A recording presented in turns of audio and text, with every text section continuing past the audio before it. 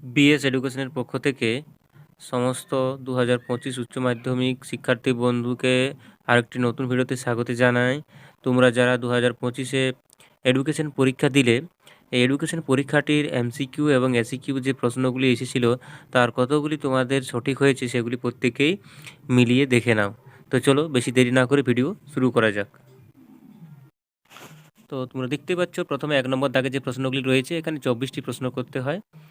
দেখতে পাচ্ছ এখানে প্রথম প্রশ্ন যেটি রয়েছিল সেটি হলো সপ্ত প্রবাহ এর কথা নিম্নের কোন কমিশনে বলা হয়েছে। তো দেখে নাও, এর সরাসরি উত্তরটি হবে অপশন সি। অপশন সি এর সঠিক উত্তর। তারপর দেখো পরের যে প্রশ্নটি রয়েছে,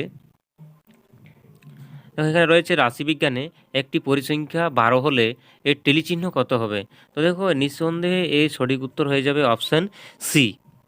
আগে যে প্রশ্নটি রয়েছে দেখে নাও, এর সঠিক উত্তরটি হয়ে যাবে 7। তো দেখো এখানে আমি এই অঙ্কটি একটু করে দিয়েছি। দেখো এখানে 4, 6, 8, 7, 5, 14 এবং 16 এই স্কোরগুলি রয়েছে। তো এই স্কোরগুলিকে প্রথমত ছোট থেকে বড় হিসেবে সাজাতে হয়। তারপর দেখো আমি সাজিয়ে নিয়েছি এবং এই যে অবিন্যস্ত স্কোর যে রয়েছে তার সূত্রটি দেওয়া রয়েছে n+1/2 এবং এখানে এর মানে মোট সংখ্যা রয়েছে 7টি। তারপরে ওর সাথে 1 যোগ করতে 2 দিয়ে ভাগ করলে এখানে 4তম পদ হয়, মানে এখানে 4 আর নিচে 2, তাহলে 4 দুগুণ 8, মানে 8, 4তম পদ। তাহলে এখানে 4তম পদ হচ্ছে কোনটি? 7। তাহলে সঠিক উত্তরটি যাবে 7। এরপর দেখো 4 নম্বর দাগে যে প্রশ্নটি রয়েছে সেটি হলো রাশিবিজ্ঞানে এন দ্বারা বোঝানো হয়। এখানে এর সঠিক উত্তর হয়ে যাবে এন দ্বারা অপশন ডি, রাশির সংখ্যাকে বোঝানো হয়। তো তারপরে যে প্রশ্নটি রয়েছে দেখে নাও, এখানে 5 নম্বর দাগে যে প্রশ্নটি রয়েছে সেটি হলো প্রচেষ্টা ও ভ্রান্তির শিখন কৌশল তত্ত্বের অপর নাম কি। তো দেখে নাও, এর সঠিক উত্তরটি হয়ে যাবে বন্ড থিওরি। দেখো এখানে প্রাচীন অনুবর্তন তত্ত্ব, এটি কিন্তু এর অপর রয়েছে, একটি অপর নাম রয়েছে পেভলভীয় অনুবর্তন তত্ত্ব। আর অপারেন্ট অনুবর্তন তত্ত্বের এটাও আরেকটি অপর নাম রয়েছে সক্রিয় অনুবর্তন তত্ত্ব। তাহলে দেখো এখানে এর সঠিক উত্তর হওয়া উচিত অপশন সি, বন্ড থিওরি। তারপর দেখো পরের যে 6 নম্বর দাগে যে প্রশ্নটি রয়েছে সেটি দেখে নাও, এখানে জ্ঞানের 8 প্রকারের শিখনের শেষ পর্যায়ের নাম কি। তো এর সঠিক উত্তর হয়ে যাবে অপশন এ, সমস্যা সমাধান শিখন। এরপর দেখো তারপরে যে প্রশ্নটি রয়েছে সেটি হলো প্রাচীন অনুবর্তন তত্ত্ব হলো। তো দেখো এখানে এর সঠিক উত্তর হয়ে যাবে প্রাচীন অনুবর্তন তত্ত্ব এস টাইপ, কারণ আর টাইপ অনুবর্তন হবে এখানে সক্রিয় অনুবর্তন তত্ত্ব। তারপর পরে যে প্রশ্নটি রয়েছে দেখে নাও, এখানে 8 নম্বর দাগে পরিণমন হলো এক ধরনের কি। তো পরিণমন এক ধরনের স্বাভাবিক প্রক্রিয়া। এরপর পরের যে প্রশ্ন রয়েছে 9 নম্বর দাগে, দেখো এগুলি কিন্তু আমি তোমাদের এর আগে এমসিকিউ যে সাজেশন সেই সাজেশনে দিয়েছিলাম। তো তোমরা চাইলে দেখে নিতে পারো ভিডিওটি। এরপর দেখো 9 নম্বর দাগে যে প্রশ্নটি রয়েছে সেটি হলো ক্লাসিত বুদ্ধি কথাটির প্রবক্তা হলেন এখানে ক্যাটল। এর সঠিক উত্তর হয়ে যাবে অপশন সি। এরপর দেখো 10 নম্বর দাগে যে প্রশ্নটি রয়েছে সেটি হলো ঠোঁট নাড়া পদ্ধতি ব্যবহৃত হয় ড্যাশ শিক্ষায়। তো এখানে দেখো মূক ও বধিরদের জন্য যে শিক্ষা পদ্ধতি, সেই শিক্ষা পদ্ধতিতে ঠোঁট নাড়া পদ্ধতিটি ব্যবহার হয়। তো এখানে 10 নম্বর দাগের অপশন সি এর সঠিক উত্তর। এরপর 11 নম্বর দাগে যে প্রশ্নটি রয়েছে সেটি হলো জাতীয় বয়স্ক শিক্ষা কর্মসূচি NAEP কার্যকরী হয়। তো সঠিক উত্তর হয়ে যাবে 1978 সালে। তারপর দেখো পরে 12 নম্বর দাগে যে প্রশ্নটি রয়েছে সেটি হলো কম্পিউটার সহযোগী শিক্ষণ হলো কি। তো এর সঠিক উত্তর হয়ে যাবে CAL। তারপর দেখো 13 নম্বর দাগে যে প্রশ্নটি রয়েছে সেটি দেখে নাও, কর্মের জন্য শিক্ষা হলো। এখানে সঠিক উত্তরটি হয়ে যাবে অপশন ডি, পারদর্শিতার শিক্ষা। তারপর দেখো পরের যে প্রশ্নটি রয়েছে সেটি হলো 14 নম্বর দাগের প্রশ্ন, ভারতের সংবিধানের কত নম্বর ধারায় তপশিলি জাতি ও উপজাতির শিক্ষার কথা বলা হয়েছে। তো এর সঠিক উত্তর হয়ে যাবে অপশন বি, 46 নম্বর ধারায়। 45 নম্বর ধারাটা এর আগে আমি পড়িয়েছি যে এখানে 6 থেকে 14 বছর যে শিশু রয়েছে তাদের বাধ্যতামূলক শিক্ষার কথা 45 নম্বর ধারাতে বলা হয়েছে এবং 46 নম্বর ধারাতে তপশিলি জাতি উপজাতিদের শিক্ষার কথা বলা হয়েছে। তারপর দেখো পরের যে প্রশ্নটি রয়েছে 15 নম্বর দাগে, সেটি দেখো এখানে কি শিক্ষাবিজ্ঞানী প্রযুক্তিবিদ্যার উদাহরণ হলো রেডিও, ইন্টারনেট, ওভারহেড প্রজেক্টর। তো এখানে অপশন ডি এর সবগুলি উত্তর হবে। এরপর দেখে নাও পরের যে প্রশ্নটি রয়েছে 16 নম্বর দাগে, সেটি হলো মনোযোগের একটি অভ্যন্তরীণ উদ্দীপক হলো। তো এর সঠিক উত্তরটি হয়ে যাবে মেজাজ। তারপর দেখো পরের যে প্রশ্নটি রয়েছে সেটি হলো আন্তর্জাতিক সাক্ষরতা দিবস পালিত হয় কবে। তো এর সঠিক উত্তরটি হয়ে যাবে 8ই সেপ্টেম্বর। তারপরে যে প্রশ্নটি রয়েছে দেখে নাও, এখানে বহুমুখী বিদ্যালয়ের কথা কোন কমিশনে উল্লেখ আছে। তো এর সঠিক উত্তরটি হয়ে যাবে মুদালিয়ার কমিশনে।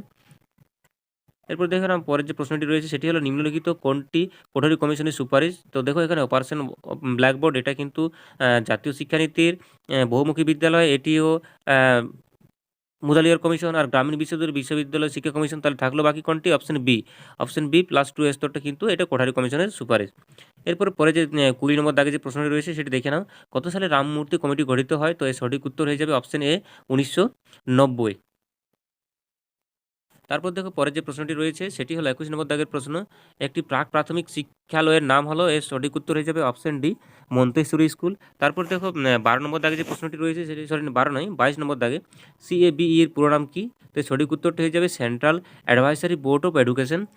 তারপরে প্রশ্নটি দেখো না, এখানে এখানে POA কথাটির সম্পূর্ণ রূপ হলো option D, programme of action. এবার দেখো MCQ যে লাস্ট প্রশ্নটি রয়েছে সেটি হলো, কোঠারি কমিশনের রিপোর্টটি জমা পড়ে তো এর কি নামে ছিল? দেখো এর সঠিক উত্তরটি হয়ে যাবে এডুকেশন অ্যান্ড ন্যাশনাল ডেভেলপমেন্ট এর নামে কিন্তু জমা পড়েছিল। তো এই 24টি ছিল তোমাদের MCQ প্রশ্নের উত্তর। যদি কোনো প্রশ্নের উত্তর আমি ভুল দাগ দিয়েছি অবশ্যই তোমরা কমেন্টে জানাবে। তারপর দেখো SAQ যে প্রশ্নগুলি রয়েছে এগুলি কিন্তু প্রত্যেকেই আলাদা আলাদা করেছো, তবুও আমি দেখো কতকগুলি করে দিয়েছি। তো দেখো প্রথমে 2 নম্বরের দাগের 1 নম্বর যে প্রশ্নটি রয়েছে সেটি হলো আগ্রহের সংজ্ঞা। দেখো এখানে ম্যাকডুগালের মধ্যে দিয়েছি, আগ্রহ হলো সুপ্ত মনোযোগ এবং মনোযোগ হলো সক্রিয় আগ্রহ। তো তোমরা এটা প্রত্যেকেই কিন্তু আলাদা আলাদা দিয়েছো। তারপর দেখে নাও এখানে অথবাটাও করে দিয়েছি। দেখো এখানে বলেছে প্রেষণার একটি বৈশিষ্ট্য লেখো, এটি সার্বজনীন প্রক্রিয়া এবং এটি 2 নম্বরের অভাববোধের থেকে প্রেষণা সৃষ্টি হয়। শিখনের সংজ্ঞা দেখো এখানে ক্রো অ্যান্ড ক্রোয়ের মতে শিখন হলো অভ্যাস, মনোযোগ গঠন এবং জ্ঞান অর্জনের প্রক্রিয়া। তারপর দেখো এখানে স্পিয়ারম্যানের বুদ্ধি সংক্রান্ত তত্ত্বে জি ফ্যাক্টর বলতে কি বোঝায়? তো দেখো এখানে জি ফ্যাক্টর বলতে জেনারেল মেন্টাল এবিলিটিকে বোঝায়। এর অথবাটা আমি করে দিয়েছি এখানে। বুদ্ধির একটি বৈশিষ্ট্য লেখো, দেখো বুদ্ধি হচ্ছে সার্বজনীন প্রক্রিয়া। এবার দেখো অপানুবর্তন কি? তো তোমরা একটু ভালোভাবে যদি লিখতে চাও তাহলে এটি একটু বড় হবে। আমি একটু ছোট করে লিখেছি, অনুবর্তন বিপরীত অবস্থা হলো অপানুবর্তন। তো দেখে নাও 5-এর যে অথবা রয়েছে এখানে, রাশিবিজ্ঞানের শ্রেণী ব্যবধান বলতে কি বোঝায়? তো সঠিক উত্তরটি যাবে শ্রেণীর দূরত্বকে বোঝানোর জন্য এখানে। এখানে শ্রেণীর দূরত্বকে বোঝানোর জন্য কিন্তু এখানে শ্রেণী ব্যবধান, রাশিবিজ্ঞানের শ্রেণী ব্যবধান বলা হয় তাকে। এটি আরও ভালোভাবে লেখা যায়, আমি ছোট করে লিখেছি।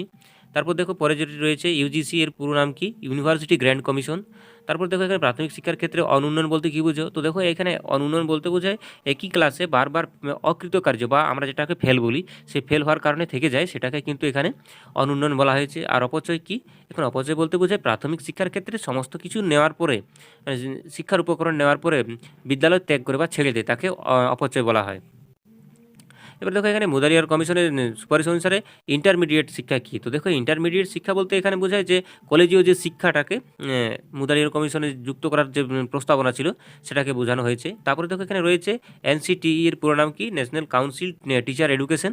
এটা অথবা যেটা রয়েছে সেটা আমি করে দিয়েছি। AICET এর পুরো নাম কি? All India council for technical education. তারপর দেখো এখানে CABE এর পুরো নাম রয়েছে সম্পূর্ণ রূপ, তো এর পুরো নাম হয়ে যাবে central advisory board of education. তো দেখো এটা রয়েছে এখানে। তারপরে ভারতের দৃষ্টিহীনদের জন্য প্রথম বিদ্যালয় কোথায় প্রতিষ্ঠিত হয়েছিল? তো দেখো এর একটা অথবা রয়েছে সেটা আমি করে দিয়েছি। বৈদিক দুটি শিক্ষা পদ্ধতির নাম হলো মৌখিক পদ্ধতি, ঠোঁটনাড়া পদ্ধতি, এইসবগুলি হবে। তারপর দেখে নাও সর্বশিক্ষা অভিযান কবে কার্যকরী হয়? তো দেখো এটি 2002 সালে হবে। তো কত সালে ইউনেস্কো শিক্ষায় অন্তর্ভুক্তির উপকরণ গুরুত্ব দেয়? তো এটা সম্ভবত 2000 খ্রিস্টাব্দে হবে। এটা কিন্তু আমি শিওর নই। তারপর দেখো এখানে অথবা যেটা রয়েছে ECC এর সম্পূর্ণ রূপটি লেখো। এর সঠিক উত্তরটি হিসেবে early child care and education. তারপর দেখো এখানে এই দুটি উত্তর আমার সম্ভবত এখন জানা নেই। তারপর দেখো পরের যে প্রশ্নটি রয়েছে সেটি হলো IIT সম্পূর্ণ রূপটি লেখো। তো IIT হচ্ছে ইন্ডিয়ান ইনস্টিটিউট অফ টেকনোলজি, আর ITI হচ্ছে এর পুরো নামটি ইন্ডিয়ান ইনস্টিটিউট অফ। তো দেখো এখানে তার অথবা যেটা রয়েছে ITI এর সম্পূর্ণ রূপটি হবে ইন্ডাস্ট্রিয়ালিস্ট ট্রেনিং ইনস্টিটিউট। এরপরে যে পরের প্রশ্নটি রয়েছে, লাস্ট যে প্রশ্ন রয়েছে সেটি দেখে না। ডেভেলপ কমিশনের 4টি স্তম্ভের কথা বলা হয়েছে। দেখো এখানে 4টি স্তম্ভের নাম, 4টি স্তরের নাম হলো learning to know, learning to do, learning to live together, learning to B.